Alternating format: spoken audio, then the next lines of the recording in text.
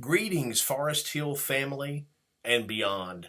Thanks for joining us for part 3 of my little chats on music and worship as inspired by the Sing book by Keith and Kristen Getty. We'll start off this week with a little bit of a review. In chapter 1, we learned about being created to sing, that God has designed our physical bodies, our vocal cords, our muscles, our whole beings as an instrument of praise. Our whole physical creation was designed to sing God's praises, and that's a wonderful thought. And in chapter 2, we learned that we were commanded to sing. Throughout Scripture, there are instructions, there are examples, and there are commands about us singing that are not optional. It is expected of us to sing God's praises as a reflection of us being obedient children of the Father. Now, in chapter 3, we get to the part that's called compelled to sing. And this is basically dealing with the why question. Why do we sing? What's our motivation? What is the purpose for our singing, for our praise and our musical worship? Now, for us as Christians, this should be a fairly obvious sort of a thing to diagnose, to figure out. Our singing is motivated by things like our joy of our salvation, the joy, the happiness that comes with thinking about our forgiveness, or the thankfulness for how God takes care of us, or for the cross. All of these wonderful parts of the Christian life are motivations in itself to sing, and it causes a well to build up with us, and therefore our whole selves are compelled or driven by to let this out, to give the Lord praise through music and song. It should just burst out of us for those of us that are truly thankful for what God has done for us. And I hope that is the case for you. It's mentioned that the first song recorded in Scripture was a song from Moses, and it happened after the Egyptians drowned in the Red Sea, the great parting of the Red Sea and that miracle that took place there, and the Israelites escape from slavery. And it says that there's a song there that Moses sang, or that he led the people in as a form of praise. Later on in the book of Judges, we hear of Deborah doing a similar thing, singing a song after the liberation from an oppressive Canaanite warlord. Of course, the Psalms are filled with many examples of praise and music together. But one of the most famous, I think, is in the New Testament when Paul and Silas were in the jail cell and they sang hymns, and the Lord moved in a mighty way.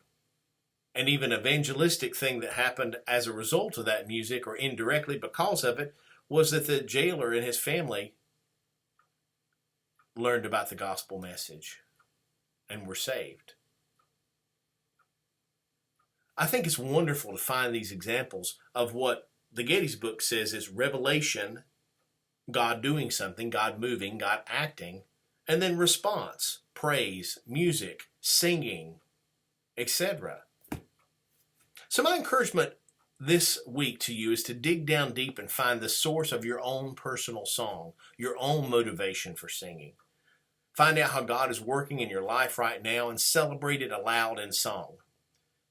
Now, our corporate worship right now obviously is not happening in the way we're used to it, but nonetheless, find opportunities to sing out loud in other venues of your life. Maybe you're too bashful to do it in front of your family, but maybe you can sing in the shower. And if you do sing in the shower, I would remind you that that venue is standing room only. Now, that is a joke, and you will laugh a little later after you've had time to think about it. But like I said, sing in your car, sneak away to a room and have a private worship time with the Lord. Find a way to let that welled up joy just give the Lord praise outwardly through your singing. You know, in this time of social distancing and our absence from the campus, one of the neat things that's came about because of it is seeing many Christian musicians and churches have live streams and special events online that you can tune into And that's been wonderful. Many of you have sent me links to that, or other churches, or performers or musicians or other creative people. And I appreciate that. I wish I had time to watch all of them, but the ones I have watched have been an inspiration. I tuned into one from Chris Tomlin and Michael W. Smith and Travis Cottrell, Max Lucado, or some of the ones I've listened to. It's been great to be able to sing aloud with them in a different context and a different sort of society framework.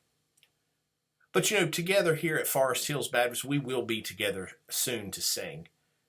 And in the meantime, we'll continue having what I like to call musical moments within our Sunday morning live stream. And of course, our music and our worship is a little more scaled down and simplified right now just by necessity.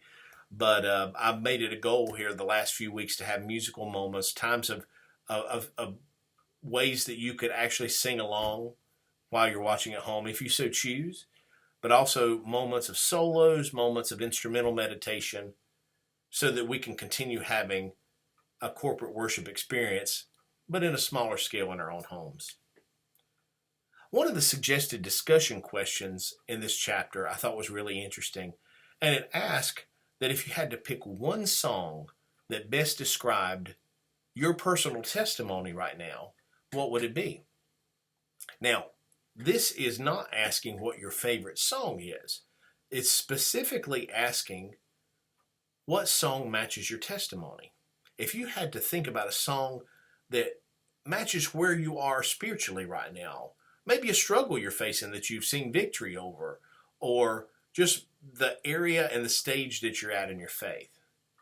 So I had to ask myself that question, and it was really hard. I deal with a lot of music all the time, and one of the songs that came to mind for me personally was Robin Mark's When It's All Been Said and Done.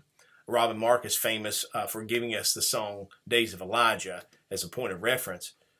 But this particular song has a lyric that just simply says, when it's all been said and done, there's just one thing that matters. Did I do my best to live for truth? Did I live my life for you?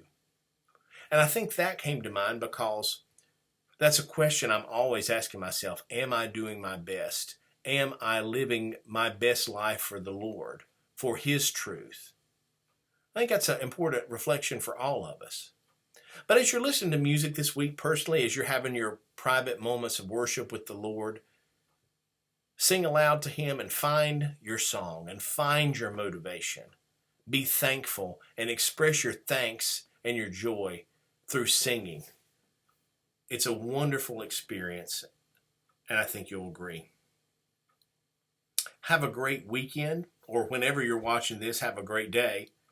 Take care of yourself and those around you, and take note of the blessings around you today, even this day.